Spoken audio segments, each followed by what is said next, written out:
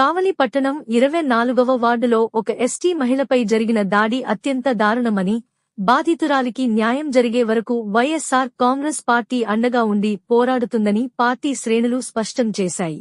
ఈ ఘటనపై వైఎస్ఆర్ కాంగ్రెస్ పార్టీ జిల్లా అధ్యక్షులు, మాజీ మంత్రి వర్యులు కాకాణి గోవర్ధన్ రెడ్డి కావలికి విచ్చేసి కావలి మాజీ ఎమ్మెల్యే రామిరెడ్డి ప్రతాప్ కుమార్ రెడ్డితో కలిసి బాధితురాలి నివాసానికి వెళ్లి ఆ కుటుంబాన్ని పరామర్శించారు.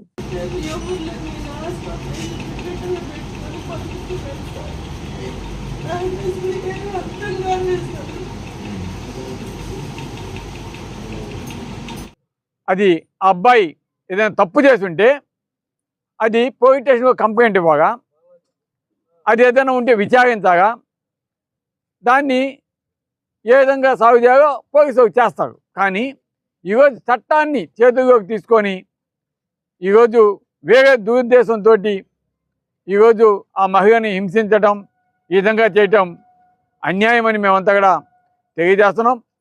ఏది ఏమైనా కూడా ఈరోజు తప్పకుండా పోలీసు డిపార్ట్మెంటు ఇక్కడ సిఐ కావచ్చు, డిఎస్పీ కావచ్చు, అదేవిధంగా ఎస్పీ గారు కూడా చొరవ తీసుకొని కేసు కట్టమన్నారు కాబట్టి కట్టినట్టు ఉందే తప్ప ఈ డిఎస్పీ గారు, సిఐ గారు న్యాయం అయితే చేయలేదు.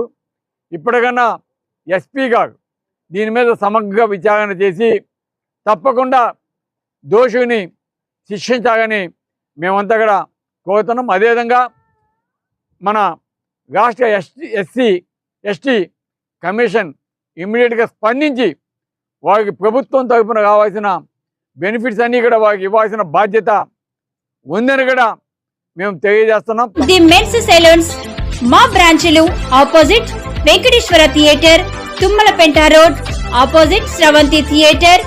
మన నూతన బ్రాంచ్ రూపాయి మిద్ది ఆపోజిట్ కెనరా బ్యాంక్ కావలి.